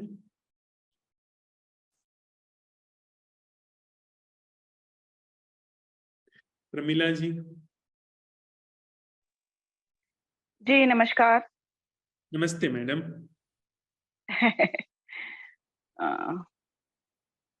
मैं प्रश्न सुना मैंने और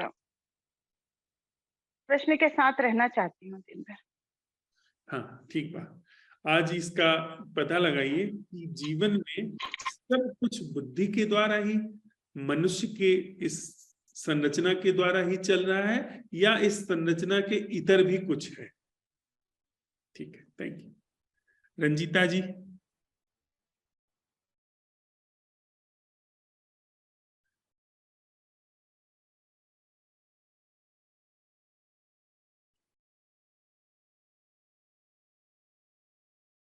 संजना, प्रणाम प्रभु। प्रणाम देवी। जी मैं भी आज दिन भर इस प्रश्न के साथ बने रहने का प्रयास करती हूँ। ठीक माँ। सिद्धार्थ, धन्यवाद। प्रभु प्रणाम। और मैं ये कहना चाहता हूँ कि ये तो शायद हमें पता ही है कि मनुष्य बुद्धि के अलावा भी कोई और इंटेलिजेंस है जो काम कर रही है, क्योंकि शरीर के सारे अंग भी चल रहे हैं और बिल्कुल व्यवस्थित रूप से काम कर रहे हैं और कोशिकाएं भी जुड़ी हुई हैं, अणु भी जुड़े हुए हैं। तो कुछ और है इसके अलावा जो उससे भी बहुत आगे का है?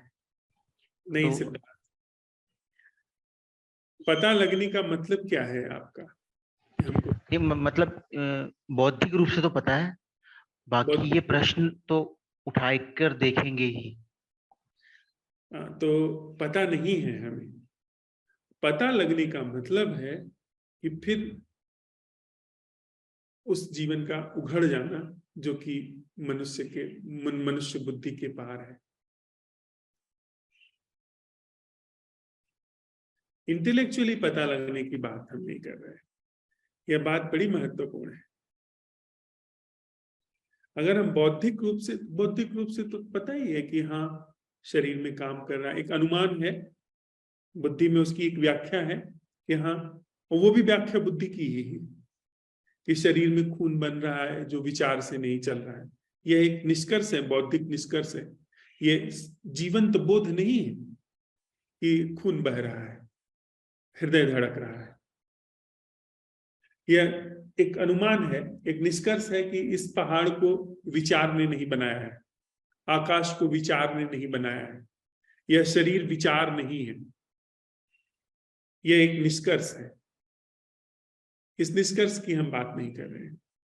हम यह सवाल उठा रहे हैं कि जो भी हमारा जीवन है, जो भी हमारा जीवन अभी घट रहा है, वह जीवन क्या सिर्फ बुद्धि के द्वारा संचालित हो रहा है, या मनुष्य बुद्धि के द्वारा संचालित हो रहा है, या इसके इतर भी जीवन का कोई प्रवाह है। इसके इतर जीवन के प्रवाह का अन्वेषण करना, या पूरा जीवन मनुष्य बुद्धि के द्वारा ही संचालित हो रहा है, इसकी प्रतिभिज्ञा एक अनिवार्य चीज को सिद्धार्थ वहां लेकर के आएगी, जिसे हम कह रहे हैं नैसर्गिक जागरण। क्या ये ऐसा है? जी प्रभु जी।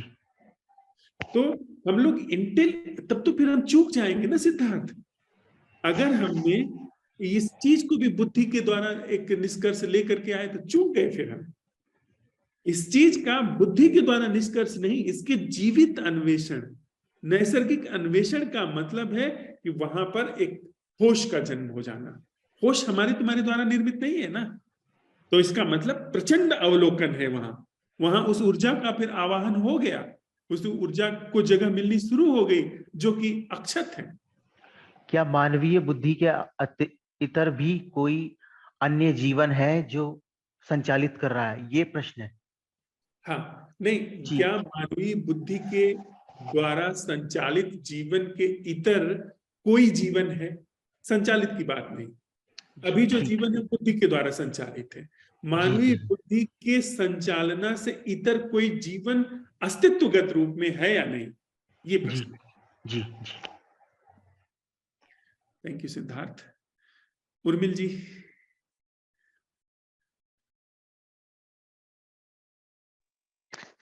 नमस्ते धर्मराज जी। नमस्ते जी।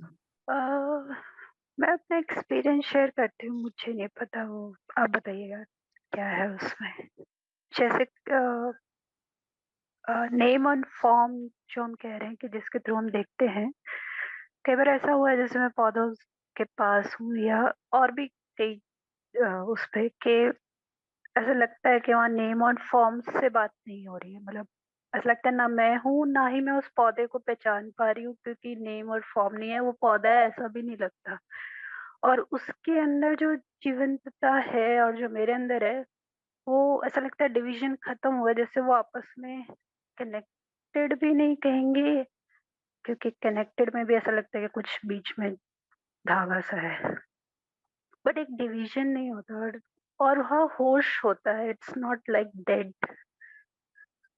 तो वो होता है, फिर थोड़ी देर होता है, फिर विचार आ जाते हैं, डिवीजन आ जाता है। पर वो विचार भी दिखते हैं कि अच्छा अब स्टार्ट हो गया, अच्छा अभी अमरूद का पौधा है, या अच्छा अमरूद तब खाया था। और वो कनेक्टेड, वो ना कनेक्टेड थॉट्स आते रहते हैं।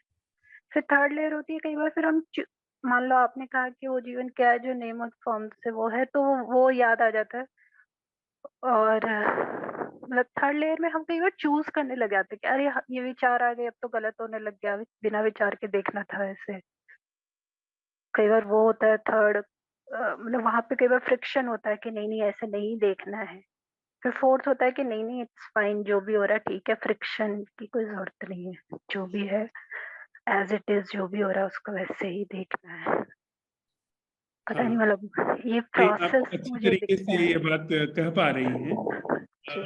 थोड़ा सा इसको उस कहानी से भी हम लोग रिलेट कर रहे हैं जो वो मंक नदी के उस पार जा रहा था। नदी की धारा बह रही है और उसमें अपने शव को देखता है। पहले जीवन जो बह रहा था वो उस शरीर में बह रहा था, तो सांकेतिक रूप से हम लोग समझ रहे हैं उस शरीर में बह। अब जो है नदी उसको बहा रही है, उसके अंदर अब कोई जीवन नहीं है, उसके अंदर जीवन का खात्मा हो चुका है, पर नदी उस शव को बहा रही है। अब उसको देख करके वह जो मंक है वो ये देखता है कि मैं जो हूं वो मर चुका हूं, मेरी पूरी संरचना समाप्त है, फिर भी जीवन बह रहा है। मैं नहीं हूं, मैं तो लाश हो गया। और उस लाश को देखते हुए उसके अंदर मन भी लाश हो गया, मैं भी लाश हो गया। मैं का कॉन्सेप्ट जो है वो लाश हो गया, मन लाश हो गया। लेकिन जैसे वहां नदी बह रही है वैसे ही जीवन की सरिता भीतर बह रही है, यानी अवेयरनेस। उसका एकमात्र लक्षण है अवेयरनेस। अवेयरनेस जो आप नहीं साध रहे हैं, जो आपके द्वारा, क्योंकि आप तो मर गए, वहां अवेयरनेस है, वो भी लक्षण के रूप में अवेयरनेस है बस। तो बस केवल कहने भर की बात है कि अंदर फिर बात आती है ना कि कौन कह रहा है कि वहां पे जीवन बह रहा है।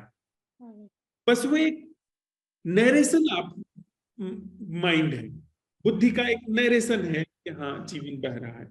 इस नरेशन के साथ वो नरेशन भी गया, नरेशन हुआ, वो नरेशन भी गया, अब वहां जीवन बह रहा है। मैं मर चुका, बुद्धि मर चुकी है, सिर्फ उन क्षेत्रों में है जो भौतिक क्षेत्र है, बाकी वहां पर सिर्फ जीवन बह रहा है। तो जो आप पौधे के साथ बात कर रही हैं उसमें आप मर गई, उसमें कुछ और बह रहा है, आप अब नहीं, उसमें कुछ और प्रवाह हो रहा है उस पौधे से और आपके बीच में, और उस जो आपने कहा वहां अवेयरनेस है। तो यह बात हमारे सीखने के क्रम में सही जा रही है। Thank you Umesh ji.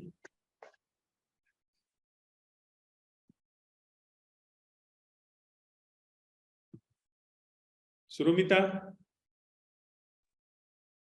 जी, हमारे माइंड कितना ज्यादा हैक्ड है, हाईजैक्ड है। हम ये फिर से और एक आपने एक प्रश्न हमें दे दिया है वो देखने के लिए, पूरे दिन इसी के साथ रहेंगे। धन्यवाद। आज हम लोग दिन भर इस प्रश्न के साथ में रहते हैं कि हमारे जीवन में सब कुछ मनुष्य बुद्धि के द्वारा संचालित हो रहा है, या कोई जीवन ऐसा भी है जो मनुष्य बुद्धि की संचालना से मुक्त। आज इसका हम एक छोटी सी कहानी से मैं बात पूरी करूं तो बात समझ में आएगी। तो हमारा अन्वेषण जो है, अन्वेषण की धार जो है ना, बिल्कुल शार्प रहेगी। 4 मित्र संकल्प लेकर के बैठे कि वे बोलेंगे नहीं, मौन का संकल्प लेकर के एक कमरे में बैठे कि जो भी मौन व्रत ये तोड़ेगा वो बाहर हो जाएगा, वो हार जाएगा। दिया जल रहा था, जलते जलते दिया बुझ गया। एक ने उसमें से कह दिया कि दिया तो बुझ गया, उसका मौन टूट गया। दूसरे ने कहा अरे तुमने मौन तोड़ दिया, उसका भी टूट गया। तीसरे ने कहा तुमने उसको बता करके तोड़ दिया, तुमने उसको बताया कि तुम्हारा मौन टूट गया, तुम्हारा भी टूट गया, इसका तीसरे का भी टूट गया। चौथे ने कहा कि तुम सब लोगों ने मौन तोड़ दिया, सिर्फ मैं हूं जिसका मौन नहीं टूटा है। चारों का टूट गया। मन से अन्वेषण नहीं हो सकता है। यह आज के दिन में आज जब हम अन्वेषण करें तो इसका ध्यान रखें। माइंड से अन्वेषण नहीं कर सकते आप, क्योंकि अगर आपने बुद्धि से अन्वेषण किया तो आप पाएंगे कि बुद्धि सक्रिय है। बुद्धि, आप तो अन्वेषण कर रहे हैं ना कि क्या कोई ऐसा जीवन है जो मन का नहीं है। ये अन्वेषण आप कैसे कर पाओगे? क्योंकि आप बुद्धि हो। आप अन्वेषण करोगे तो फिर बुद्धि सक्रिय है। जो भी आप कहोगे कि नहीं ऐसा नहीं है तो भी बुद्धि सक्रिय है। आप कहोगे कि ऐसा जीवन है जो कि बुद्धि के द्वारा संचालित नहीं है तो भी बुद्धि काम कर रही है। आप नहीं कर सकते। ध्यान रखिए, नैसर्गिक अन्वेषण को जगह दीजिए। जब यह प्रश्न उठाएं कि क्या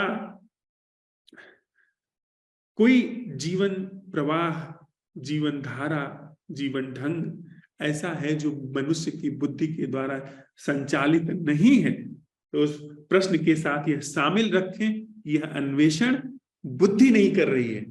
यह अन्वेषण अब नैसर्गिक रूप से हो रहा है। यह अन्वेषण आप नहीं कर रहे हैं। तो अगर चाहे तो सप्लीमेंट्री क्वेश्चन के रूप में इसके साथ में यह रख सकते हैं कि वह अन्वेषण क्या है जो बुद्धि नहीं करती है, जो मन नहीं करता है। उसके लिए हम लोगों ने अच्छे से संवाद किया है कि वह अन्वेषण क्या है जो बुद्धि नहीं करती है, मन नहीं करता है।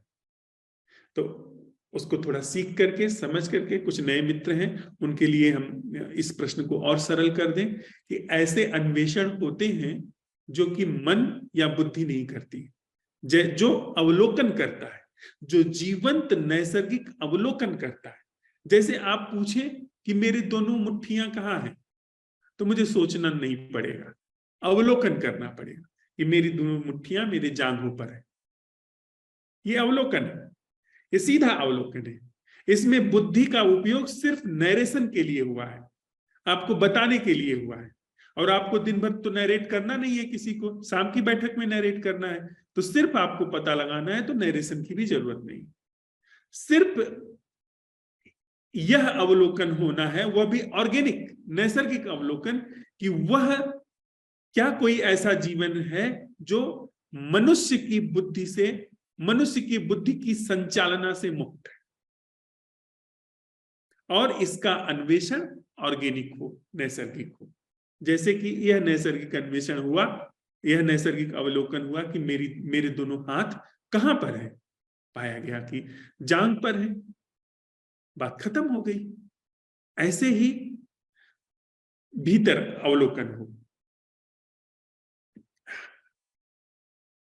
और ऐसे नैसर्गिक अवलोकन। प्रभु, ये जो आपने अभी बोला कि बुद्धि का उपयोग नहीं होगा उसमें, लेकिन हाथ जो है वो शब्द है, ठीक है, उसकी छवि है, तो उसमें बुद्धि का उपयोग तो होगा ही कि अच्छा हाथ वहां रखे हुए थे, तो नरेशन, मुझे अगर आपको बताना है तो मैं हाथ शब्द इस्तेमाल करूंगा, जांघ शब्द इस्तेमाल करूंगा, रखना इस्तेमाल करूंगा, पर उसके नरेशन के पहले अन्वेषण हुआ है। देखिए, बिना शब्द का, बिना शब्द के अन्वेषण, जो अवलोकन हुआ उसमें तो बिना शब्द के ही अवलोकन हुआ ना, कि हाथ का, जिसको हाथ कहा जा रहा है। देखिए, एक दूसरे, उसमें बुद्धि की आवश्यकता नहीं है। बुद्धि की कैसे आवश्यकता होगी? आप देखो, आप मुझे सुन रहे हो जी, सुनने में यह सवाल आया कि दोनों हाथ कहाँ है, इसमें बुद्धि की प्रक्रिया है, बुद्धि काम कर रही है। ये हाथ किसे कहते हैं, कहाँ का क्या अर्थ होता है, प्रश्न क्या पूछा जा रहा है, इसमें बुद्धि की प्रक्रिया है, ठीक। और जब आप बता रहे हो कि आपके हाथ आपके जांघ पर हैं, यह भी बुद्धि की प्रक्रिया है जिसमें आप नरेशन कर रहे हो। इन दोनों के बीच में कैसे पता लगाया गया कि हाथ जांघ पर है? जी, एक छवि बनी हुई है ना कि हाथ किसे कहते हैं। हाँ, वो एक छवि बनी हुई है, हाथ किसे कहते हैं, उसका अर्थ प्रकट हुआ, वो प्रश्न समझ में आया आपको कि क्या पूछा जा रहा है, और बाद में आपने नरेट किया कि हाथ कहाँ है। आप बता रहे हैं कि हाथ जांघ पर है, पर यह पता कैसे लगा कि हाथ जांघ पर है? क्या सोच करके आपने पता लगाया कि हाथ जांघ पर है? जिसे हाथ कहा जा रहा है, वह जिसे जांघ कहा जा रहा है, उस पर है यह चीज। क्या आपने क्या ये सोच विचार से आई है? क्या ये सीधे जीवंत अवलोकन से आई है? जी जी जी, पकड़ गए बात? ठीक से समझ में आई बात? ये विचार, जब आपका कहने का अर्थ है कि विचार अगर करेंगे तो वो बुद्धि है। हाँ, बुद्धि करेगी। बुद्धि कैसे पता लगा सकती है कि हाथ कहाँ पर है? वो तो अवलोकन में है ना जो पता लगाएगा कि सेंसेशन कहाँ है, हाथ कहाँ रखा हुआ है। ये तो अंदर की अवेयरनेस पता लगाएगी ना कि हाथ कहाँ रखा हुआ है। जी, आंखों का निष्पक्ष दर्शन पता लगाएगा ना कि हाथ कहाँ रखा हुआ है। मजे की बात यह है कि अवलोकन के ऊपर हम लोगों ने इतना ज्यादा विचारों का बादल डाला हुआ है कि हमारा पूरा अवलोकन है, ऐसा लगता है कि विचार कर रहे हैं। विचार कैसे अवलोकन कर सकता है? विचार तो निष्क्रिय चीज है। वो कैसे जानेगा कि हाथ कहाँ रखा हुआ है? हाथ यहां रखने के लिए सेंसेशन की जरूरत है मुझे। बिना सेंसेशन के पता चल जाएगा क्या? लेकिन विचार भी साथ दे रहे हैं एक तरह से सेंसेशन का, कि ये सेंसेशन जो है वो ही हाथ की है, और कोई जो शरीर की सेंसेशन है वो हाथ की नहीं है। नरेशन। अच्छा, ये उसका नरेशन है, नहीं है मतलब क्या? टैक्टाइल का। हाँ, सेंसेशन विचार कैसे पैदा कर रहा है? यह जो ये दोनों मिलकर काम कर रहे हैं। यह जो हाथ है और यह जो जांघ है, इसका स्पर्श क्या विचार पैदा कर रहा है? इसके बीच में जो पता चल रहा है, मैं इस दीवार पर हाथ रखता हूं, अलग सेंसेशन है। इस हाथ पर, इस जांघ पर हाथ रखता हूं, अलग सेंसेशन है। दीवार की तरफ से हाथ में कोई सेंसेशन नहीं आया, पर पैर की तरफ, जांघ पर जब मैं हाथ रखता हूं तो जांघ की तरफ से और हाथ की तरफ से, दोनों तरफ से सेंसेशन आया। ये जो सेंसेशन है, ये जो स्पर्श है, इसमें विचार की भूमिका क्या है? जो वो स्पर्श की घटना है, बिल्कुल महीन सी स्पर्श मात्र की घटना है, जिससे संकेत मस्तिष्क को गया। अच्छा, बस बिना उतना ही, स्पर्श, क्या आप उतने का आप कह रहे हो? हाँ सिर्फ उतना ही आपने उदाहरण लिया? हाँ, उतना, वह जो असल घटना है, और वही असल जी, घटना ही तो जीवन है ना। जी, बाकी तो आपने नरेशन किया है और उसके पहले जी, प्रश्न को समझा है। जी, तो उस प्रश्न को समझने में, इसके बाद फिर अवलोकन घटा, जिस अवलोकन से यह पता लगा कि हाथ जांघ पर है। फिर वो जो पता लगा है, उस पता लगने को नरेट कर दिया गया। जी, मतलब आप शुद्ध रूप में कह रहे हो? शुद्ध रूप में वह जो अवलोकन है, वह, उसकी हम बात कर रहे हैं। वो विचार जी, कैसे कर सकता है? वो विचार नहीं जी, कर सकता। ये कर सकता है? नहीं। और मेरी मत मानो, जो थोड़ा सा ये भ्रम है, इसको माजो अपने भीतर, जी, कि जी, जो जीवन की वास्तविक घटना है, जो वास्तविक जीवन है, उसमें विचार कैसे कुछ कर सकता है? उसमें जी, विचार की कोई भूमिका नहीं। जैसे मेरी आंख पर जब कुछ घट जाता है, तब विचार आता है कि ये है या ये नहीं है। जी, लेकिन वह उसमें जो उतना नहीं। प्रथम घटना घटती है, वो विचार की घटना थोड़ी है। जी, वह जो फूल, जिसका नाम फूल है, उस फूल की जो इस आंख पर आकृति बन रही है, जिसका नाम आंख है, उस पर जो आकृति बन रही है, वो आकृति बनने की घटना विचार थोड़ी है। जी, हाँ, उस आकृति बनने के बाद फिर जो हमारी याददाश्त है, उससे मैं कहूं कि वो फूल है, तो फिर वो नरेशन हो गया। जी, लेकिन वो प्रथम घटना जो है जीवन, वो विचार नहीं। तो अन्वेषण, वह अन्वेषण जो विचार नहीं। तो जैसे इस स्पर्श में, उस दर्शन में विचार की कोई भूमिका नहीं है, क्योंकि वहां अन्वेषण हुआ, वहां ऑब्जर्वेशन हुआ, अवलोकन हुआ। ऐसा ही अवलोकन हम आज दिन भर में पता लगाते हैं कि क्या जीवन में ऐसी कोई भी जीवन गतिविधि है, जीवन का प्रवाह है, जो विचार के द्वारा संचालित नहीं। इसको इस नैसर्गिक अन्वेषण से आज हम पता लगाते हैं। थोड़ी देर के लिए साथ में बैठते हैं, फिर इस प्रश्न के साथ मिलाएंगे।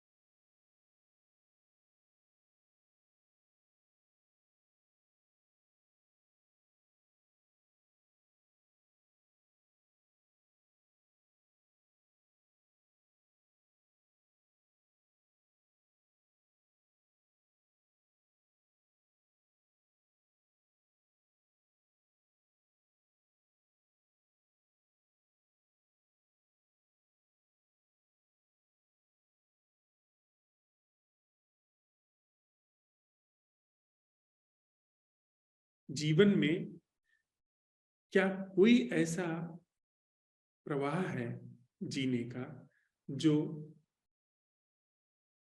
मन या बुद्धि के द्वारा संचालित नहीं है? जीवन में क्या कोई ऐसा प्रवाह है जो मन बुद्धि के द्वारा संचालित नहीं है?